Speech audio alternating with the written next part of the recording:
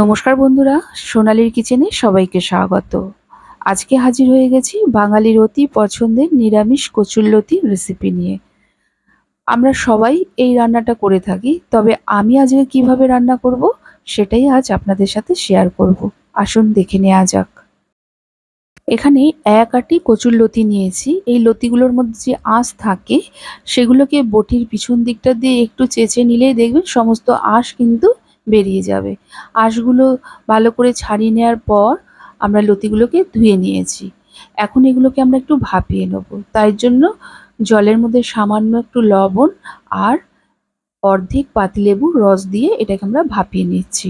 অনেক সময় কচুরলতিতে অনেকের গলা ধরে। এই লেবুর রসটা দিয়ে ভাপিয়ে নিলে দেখবেন গলা একদমই ধরবে না। ৫ মিনিট পর দেখাচ্ছি, দেখুন আমাদের কচুরলতিগুলোকে এখন 60% এর মতো কিন্তু নরম হয়ে গেছে। এর থেকে কিন্তু বেশি আমরা ভাপিয়ে নেব না। এখন এগুলোকে তুলে নিলাম। এবার একটা বাটির মধ্যে নিয়ে নিলাম ১ চা চামচ কালো সর্ষে, ১ চা চামচ হলুদ সর্ষে, ১ চা চামচ পোস্ত, ২টো কাঁচা লঙ্কা নিয়ে নিলাম। এবার এগুলোকে সামান্য লবণ দিয়ে এগুলোকে আমরা শিলে বেটে নেব। এবার চলে এলাম পরের স্টেপে। কড়াইয়ে দিয়ে দিয়েছি ৩ টেবিল চামচ সর্ষের তেল। তেলটা ভালো করে গরম হয়ে গেলে 1/2 চামচ কালো জিরে ফোড়ন দিলাম, সাথে ২ টেবিল চামচ নারকেল কোড়া দিলাম। এবার নারকেল কোড়াটা দিয়ে একটু আমরা নেড়ে চেড়ে নেবো, যাতে লাল লাল না হয়ে যায়। একটু নেড়ে চেড়ে নিয়েই আমরা ভাপিয়ে রাখা কচুরলতিগুলো দিয়ে দিলাম। এবার নারকেলের সাথে কচুরলতিটাকে আমরা কিছুক্ষণ একটু ভেজে নেবো। এইভাবে নারকেলের সাথে কচুরলতিটা একটু ভেজে নেবেন, দেখবেন গন্ধটা এত সুন্দর বেরোবে না লতিগুলোর থেকে, খুব ভালো লাগবে। ২ মিনিটের মতো আমরা ভেজে নেওয়ার পর এতে 1/2 চা চামচ হলুদ গুঁড়ো দিয়ে দিলাম। এবার হলুদ গুঁড়োটা দিয়ে একটু নেড়ে চেড়ে নেবো। তারপর আমরা যে সর্ষে, পোস্ত, কাঁচা লঙ্কার পেস্টটা বানিয়ে রেখেছি সেটা দিয়ে দেবো।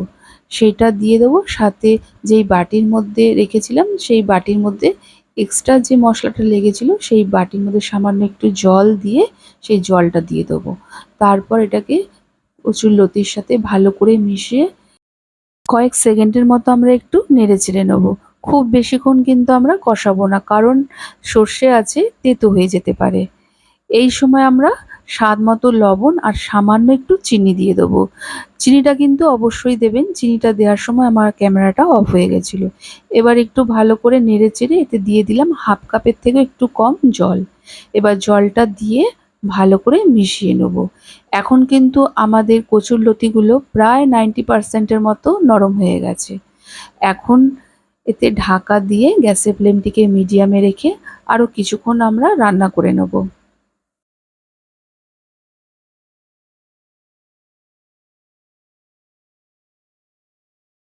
এখন ২ মিনিট পর ঢাকাটা খুললাম, দেখুন তেলটা কি সুন্দর ওপর থেকে ভেসে উঠেছে।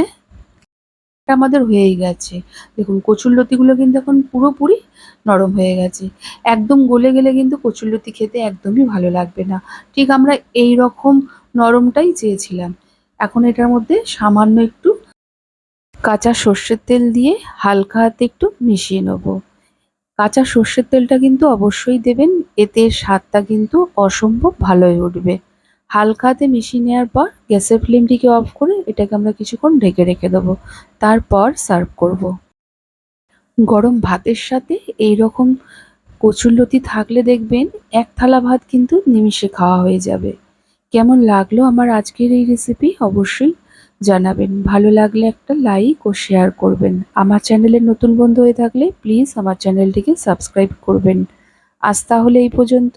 আবার চলে আসবো নতুন কোনো রেসিপির সাথে। সবাই ভালো থাকুন, সুস্থ থাকুন। ধন্যবাদ।